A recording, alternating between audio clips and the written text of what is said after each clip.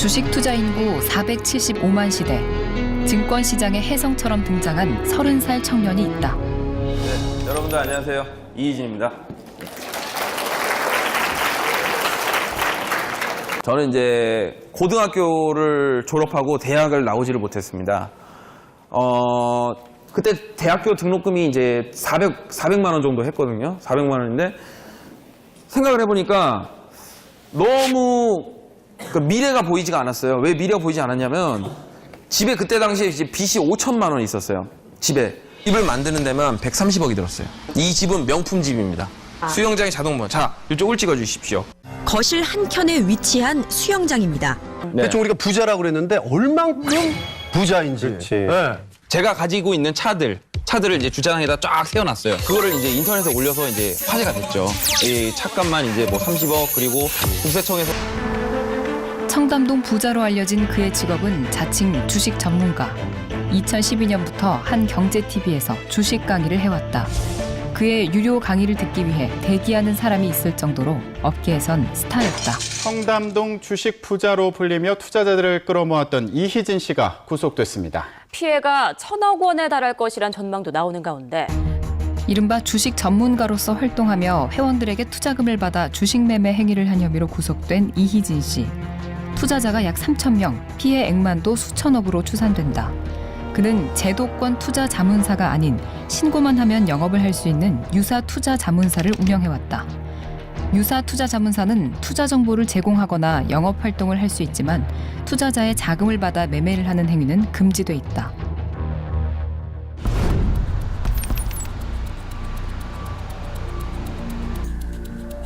작년 7월부터 이희진 씨의 증권방송 강의를 들어왔던 배모 씨. 그는 이희진 씨의 추천 종목에 2억 8천만 원가량을 투자했다가 큰 피해를 입었다고 주장한다.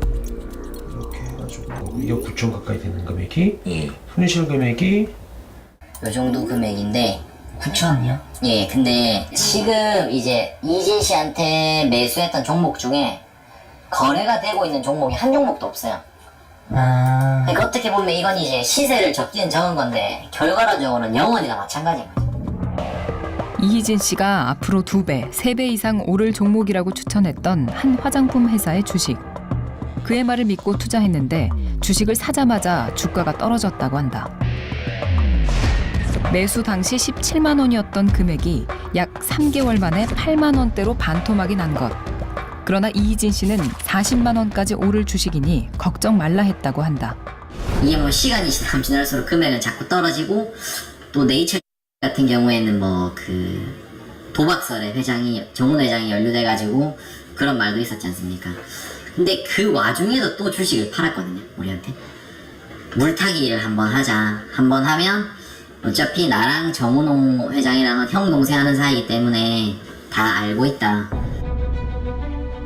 상식적으론 주가가 오를 상황이 아닌데도 해당 회사의 회장과의 개인적인 친분을 과시하며 회원들에게 주식 매수를 종용했다고 한다. 1년 딱 끝나고요. 예, 15만 원 이상 안 가 있다. 넌 이상 안 가 있다. 시원하게 35억 이거는 예, 제가 이거 제가 어차피 기부할 돈 예, 네이처 사신 회원분들한테 제가 시원하게 기부할게요. 그는 손실 시 원금 보장을 약속하며 대출을 받아서라도 투자를 하라고 회원들을 유혹했다. 피해를 주장하는 또 다른 사람을 만나러 가는 길. 이희진 씨의 증권방송 유료 회원이었던 박모 씨. 증권방송을 통해 이 씨의 말만 믿고 주식 투자를 했다가 낭패를 봤다고 한다. 말이 아니었어요. 예. 있는 막 놈 팔고 다시 투자하고 임야 팔고 또 투자하고 예, 뭐 이혼 얘기까지 막 왔다 갔다 했었죠. 예. 선생님도요? 예. 또 애가 셋이다 보니까 그렇게 막 또 경제적으로 어려워지니까 좀 힘들더라고요. 약 500만 원의 1년 회비를 내면 평생 회원이 된다는 이희진 씨의 말에 방송을 듣기 시작했다고 한다. 대출까지 받아 1억 5천만 원가량 투자를 했지만 남은 건 몇 천만 원뿐. 저도 이제 IS라고 그 블락딜 그러니까 장외 주식을 그 이제 그때 한참 신청할 때 저도 신청을 했어요. 신청을 했는데 그게 이제 한 4개월인가 후에 종목을 주기로 돼 있었거든요. 그래서 이제 그 종목을 4개월 정도 됐을 때 처음에 산 가격보다 100%가 올랐어요. 그게 100%가 오르니까 이게 이제 주겠지 하고 기다리고 있었는데 어느 날 긴급 공지 방송을 해가지고 그게 계약이 원 매도자가 파기를 했다. 그래가지고 그 금액 100% 그 금액을 못 주고 원금만 준다. 그리고 자기 돈으로 해서 1% 이자만 지급해주겠다. 투자한 주식이 4개월 만에 100% 수익이 났는데도 돌연 계약 파기가 됐다며 이 씨가 긴급 공지를 했다는 것. 당시 이희진 씨의 설명은 이랬다. 네, 저희가 이제 1억의 그 계약당 이제 1억짜리 하나, 2억짜리 돈을 넣었어요. 그리고 계약서를 썼습니다. 네, 썼는데 주가가 너무 오르다 보니까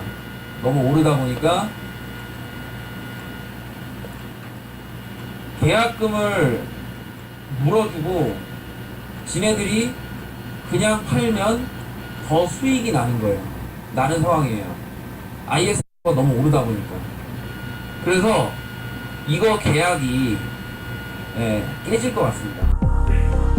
하지만 박 씨는 그의 설명이 납득이 가질 않는다며 의혹을 제기했다. 이게 의심스러운 게 이제 뭐 검찰에서 조사하겠지만은 이걸 사가지고 이제 대박이 나니까 나머지 이제 돈 원금만 다 돌려주고 이익금은 본인이 다 착복한 건지 아니면 외초에 이거 돈만 받아가지고 다른 데다가 활용을 한 건지 그래서 그 부분 IS를 가지고 저 이제 좀 카톡으로 좀 따졌죠. 따졌더니 일방적으로 그냥 탈퇴시키겠다고. 그리고 다음날 딱 보니까 인터넷 이제 방송 들으려고 한번 딱 들어가니까 아예 차단돼 버렸더라고. 접속이 안 돼요? 네. 방송 실시간 대화창 등을 통해 이 씨에 대한 항의의 글을 올리면 강제 퇴장 조치를 당했다고 말했다.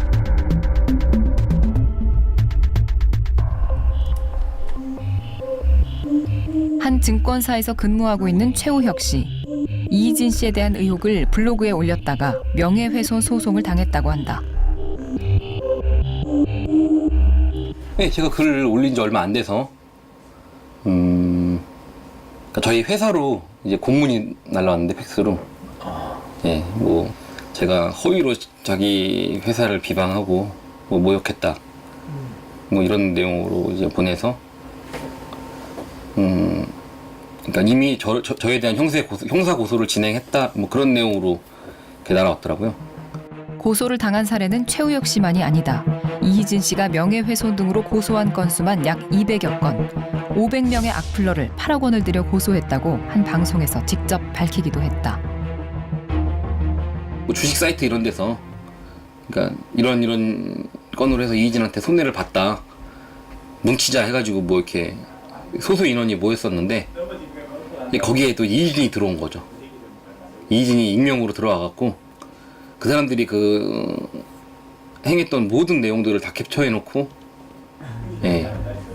그러니까 뭐 당연히 욕을 할 거 아니에요. 이희진 이 나쁜 놈, 사기꾼 뭐 이런 내용들 다 캡처를 해갖고 그걸로 명예훼손을 건 거예요. 예. 이희진 씨 피해자 모임 대표를 맡고 있는 박모 씨. 집단 소송을 진행하느라 본업은 신경도 못 쓰고 있는 상황이다. 자료 모으시는 데도 시간 엄청 걸리셨겠어요. 예, 저도 외장할 때가 또 있어요. 변호사만. 5차례에 걸쳐 진행 중인 소송 인원만 약 200명. 지난 5월부터 피해 사례와 자료들을 모아 고소를 준비해왔다.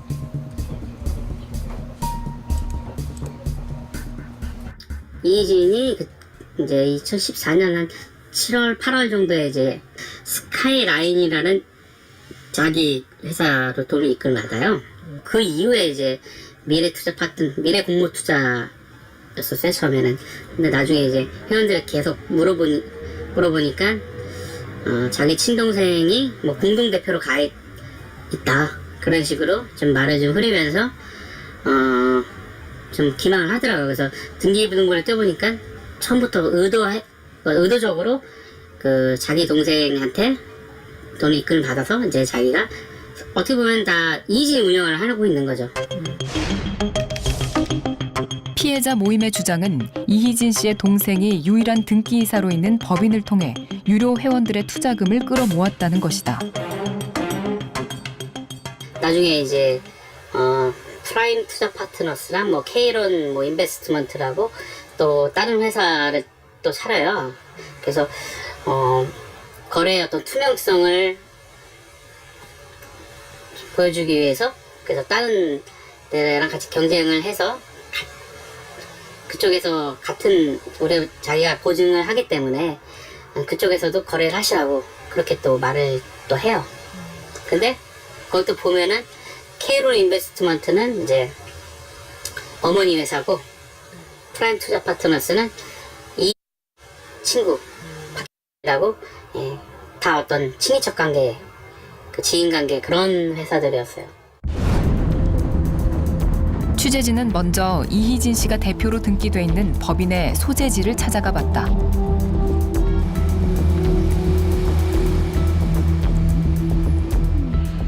주차장의 고급차들, 그가 자랑하던 차인 듯했다. 근데 저기 위에 그 관계자분들 아무도 안 계시나요? 지금 사무실에 아무도 없어요? 사무실이 그냥 비어 있다고요? 잘 모르겠어요. 네, 카메라 들어오시면 안 돼요. 들어가려고 하면 어디로 들어가야 돼요? 개인적으로 못 들어가요. 통화하셔가지고 들어가셔야 돼요. 통화를 해서 들어가야 된다고요? 보안이 돼 있어가지고. 대표 번호로 전화 통화를 시도했다. 안녕하세요. 미라클 인베스트먼트입니다. 평일 상담 가능 시간은 오전 8시부터 다음 날 새벽 1시까지입니다. 항상 담당자와는 직접 연락이 닿질 않았다. 인베스트먼트가 되겠습니다. 감사합니다. 두 번째로 찾아간 곳은 증권방송 회원들이 투자금을 입금했던 또 다른 회사.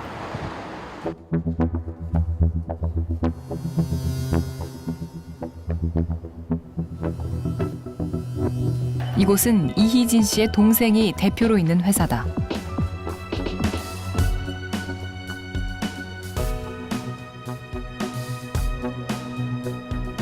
뉴스타파라는 매체에서 나왔고요. 그 저기 좀 그 이번 사건 관련해가지고 몇 가지 이제 여쭤보거든요. 제가 매체 인터뷰를 나갔거든요. 죄송하지만 지금 뒷분은 안 계시거든요. 지금 분위기가 안 좋아서요? 네네 그렇긴 하죠. 나중에 저희가 곧 마무리가 돼요. 그때 저희가 마무리된다는 거는 회사 입장이 마무리된다는 거. 네. 아니 설명을 주세요. 자 정리가 곧 되니까 연락드리겠습니다. 이번엔 이 씨의 어머니는 대표로, 동생이 감사로 있던 법인을 찾아가 봤다. 이곳 역시 유료 회원들로부터 투자금을 받은 곳이다. 이 씨의 어머니는 만나지 못했고 대신 사무실 임대업자를 만날 수 있었다. K론 인베스트먼트라고요? 예, 여기 등록돼 있는 명칭도 마찬가지. 잠깐만요. 네, 다시 한번 볼게요. 확인 결과 등기부 등본상 주소지를 해놨을 뿐 별도의 직원은 없었다. 지난달은 임대료도 내지 않았다. 저희가 돈 안 내는 거예요. 아 그래요? 월세가 지금 밀려 있는 상태예요?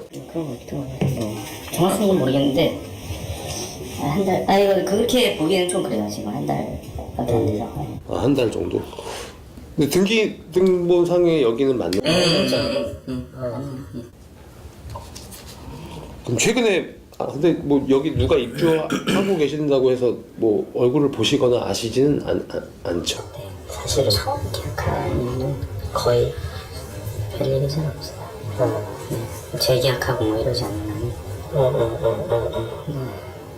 여기 전화번호도 없고 뭐 이래가지고 사실 뭐 혹시 뭐 뵐 수 있는 방법이 없나 싶어요. 전화번호도 저희 전화 여기 대표 전화 쓰는 거죠? 네. 그러니까 핸드폰도 없어요. 그 외에 관계된 회사들을 찾아가 봤지만 대부분 이사를 갔거나 문이 잠겨 있었다.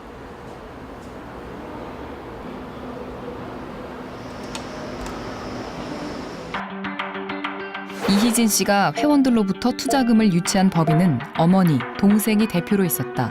이 씨와 특수 관계인, 사실상 이 씨의 가족 회사인 셈이다. 며칠 후 이희진 씨가 대표로 있는 법인에서 답변이 왔다. 억울한 점이 많고 직원들의 피해가 우려되는 상황이라 인터뷰에 응할 수 없다고 했다. 수많은 사람들이 한 주식 전문가의 말을 철석같이 믿고 투자했다. 그 결과로 빚어진 주식 피해. 어떻게 이런 상황이 가능했던 것일까? 저희는 한국경제TV 피해자들이에요.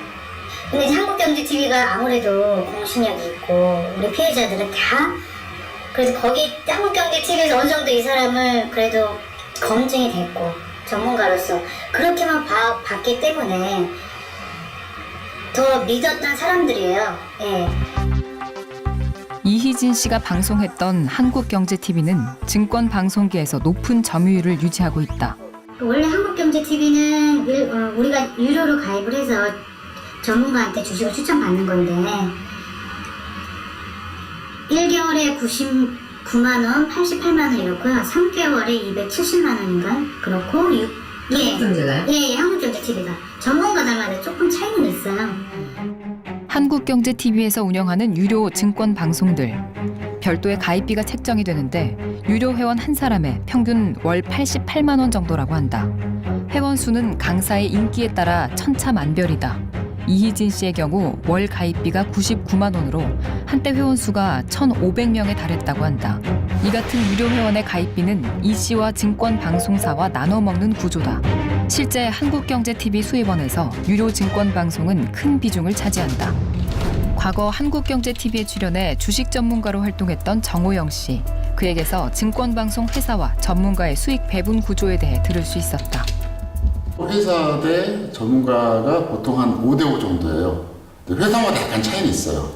그러니까 회사가 좀 더 많은 경우도 있고 작은 경우도 있는데 일반적으로는 5대5로 많이 합니다.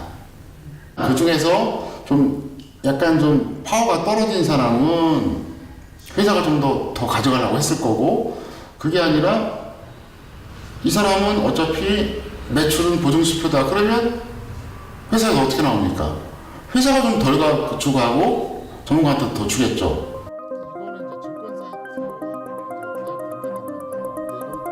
그가 보여준 계약서에선 회사와 전속 전문가가 4대6, 비전속 전문가와는 5대5의 수익 계약으로 되어 있었다. 이게 증권방송이라는 게 참 재밌는 게 뭐냐면 와우넷 말고도 방송사마다 증권방송 이런 게 있잖아요. 이게 참 회사로서 생각하면 말 잘하는 사람이 좋아요. 주식 실력은 둘째예요. 회원 수 올려서 일단 매출 올려야 해요. 그게 더 중요해요. 매출이 우선입니다. 그리고 나서 회원 수 가지고 전문가 실력을 평가해요. 다양한 증권 방송에서 활동을 하는 주식 전문가들. 그렇다면 주식 전문가 선정의 검증 기준은 무엇일까? 상당수의 증권 방송사 입장에서 가장 중요한 건 전문성보다 매출이라는 것이다. 없어요. 검증도 없고 중간 역할을 해주는 사람이 없다는 얘기예요. 예를 들어서 뭐 어떤 경제TV에서 어떤 전문위원이라도 있어가지고 예를 들어서 그 사람들이 전문가를 선발하고 퇴출시키고 이런 걸 해준다는데 그런 데가 아무 데도 없어요. 그건 제가 주식 전문가 처음 할 때나 지금이랑 똑같아요. 그러다 보니까 지금 이런 불상사가 생기는 겁니다. 주식 고수로 알려졌던 이희진 씨는 진정 전문가였을까? 그에게 주식을 가르쳤다는 한 장외 주식 전문가에게 이 씨에 관한 이야기를 들었다. 이 친구는 그거예요. 그러니까 초반에 비상장이라 해서 아무것도 몰랐고 그거를 이제 해달라고 왔고 근데 이 친구가 제가 처음에 비상장 매매하는데 두 가지를 하지 말라고 그랬거든요. 하나는 언론에 얘기하지 말아라. 이게 비상장은 장외 주식이기 때문에 이게 그 홍보를 하는 순간 이게 뛰어버리잖아요, 가격이. 네네. 근데 그건 정상적인 가격이 아니잖아요. 네네. 그러니까 이 친구 지금 막 보면은 종목을 위에서 얘기하기도 했지만 그걸 계속 얘기하면서 지가 얘기하는 과정에서 올려버리잖아요, 지가. 네네. 이거는 시세 조작이 돼버리거든요. 첫 번째는 방송에서 하지 말아라. 지금 법적으로 기남장 매매를 중개할 수 있는 권한은 증권사 직원밖에 없어요. 네네. 그 증권사 직원이 아닌 사람이 중개를 하게 되면 다 불고 어떤 일이 있어도 고객한테 돈을 받지 말아라. 네. 그렇게 얘기를 했는데 그 두 가지를 다 어기더라고. 그래서 뭐 너는 불법이니까 너랑 그만하겠다. 그렇게 헤어졌죠. 결국 장외 주식 불법 거래와 허위 주식 정보 유포 등의 혐의로 이 씨는 구속됐다. 증권업계에선 예견된 일이었다.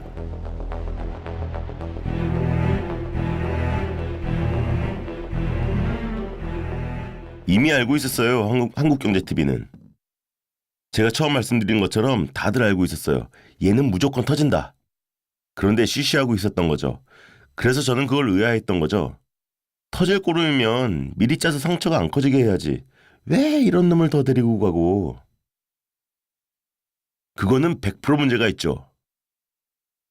아무리 회사 매출이 중요하다고 하지만 투자자들이 진짜 다 노인분들이에요. 증권 전문가를 사칭한 주가 조작꾼에게 돈을 받고 출연을 시켜준 방송사 PD 등이 검찰에 구속 기소됐습니다. 한국경제TV의 증권방송 관련 불미스러운 일은 이번만이 아니다. 2013년 자칭 증권 전문가로부터 금품을 받고 출연시켜준 혐의로 담당 PD가 구속되기도 했다. 우리는 한국경제TV를 보고 들어간 거란 말이에요.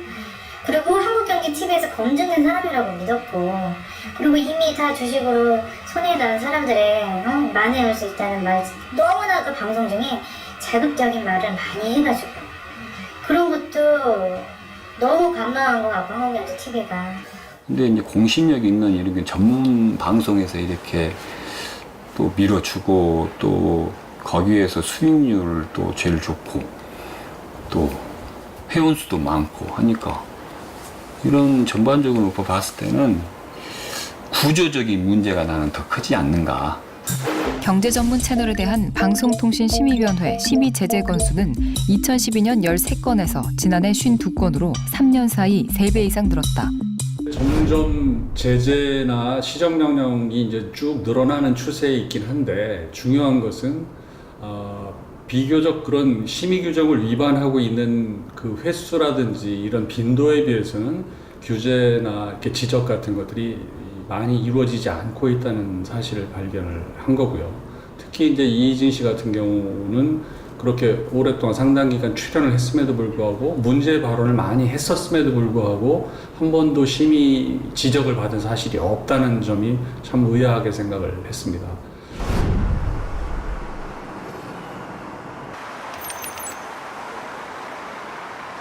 취재진은 이희진 씨의 증권방송을 운영했던 한국경제TV를 찾아 이번 이희진 씨 사태와 관련해 방송사의 책임은 없는지 물었다.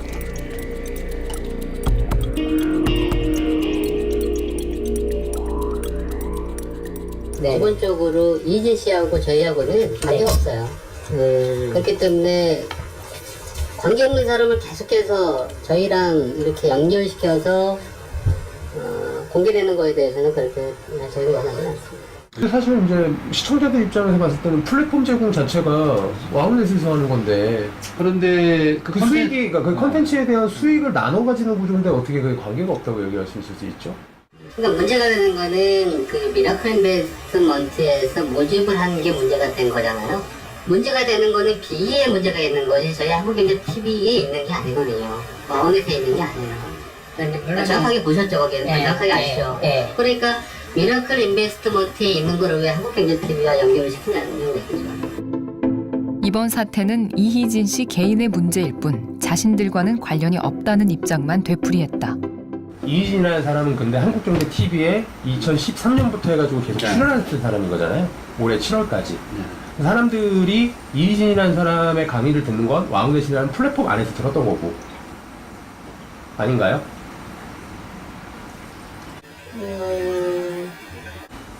사람들은 한국경제라는 TV의 공신력을 믿고 사실은 보는 거지 이희진이라는 개인이 개인 방송을 했다고는 보지 않았겠죠. 그렇게 생각은 안 하시나요? 제가 들어오자마자 회사 공식적 입장을 말씀을 드렸는데 사실 뭐 똑같은 말씀을 드리셨는데 이희진 씨가 저희 방송에 나와서 방송 때 저쪽 웬만한 멘트를 하진 않았었고요. 근데 말씀드린 대로 약간 정보를 제공을 한 거지 그 외에는 아마 문제되는 게 없거든요. 뭐 이희진 씨가 개인적으로 문제가 되는 거는 그 개인의 문제지. 그리고 저희 회사도 지금 언론에 많이 나왔었기 때문에 충분히 저희가 많이 노출이 됐고 많이 저희도 데미지를 입었어요. 그래서 회사는 더 이상 이 건에 대해서는 대응하지 않는다. 이런 방침이에요. 아무런 통제 장치나 검증도 없이 한 사람의 증권 방송이 나가는 사이 수많은 피해자와 피해액이 발생했다. 시급히 대안이 마련되지 않는다면 제2, 제3의 이희진이 또 나올지는 아무도 모를 일이다. 이희진 씨가 물론 개인적으로 비리를 통해서 투자자들에게 피해를 입혔지만 거기에 방송도 한몫을 했다고밖에 볼 수 없어요. 그러니까 방송이 그 책임으로부터 자유로울 수 없다는 거죠. 왜냐하면 방송 매체가 이희진 씨를 그렇게 괴물로 만들어 놨어요. 근본적인 해결을 위해서는 방송사들이 스스로 자발적인, 자의적인 또는 자율적인 검증 시스템, 출연진 검증 시스템을 만들도록 해야 되고, 그렇게 하기 위해서는 출연자들을 통해서 나타나는 여러 가지 부작용들이나 피해들을 방송사도 함께 연대해서 책임질 수 있도록 하는 구조를 만들어줘야만, 제도적이든 법적이든 그런 제도적 법적 장치가 마련돼야만 방송사들이 책임 있는 출연진 검증 시스템을 갖추고 운영할 수 있게 된다는 거죠.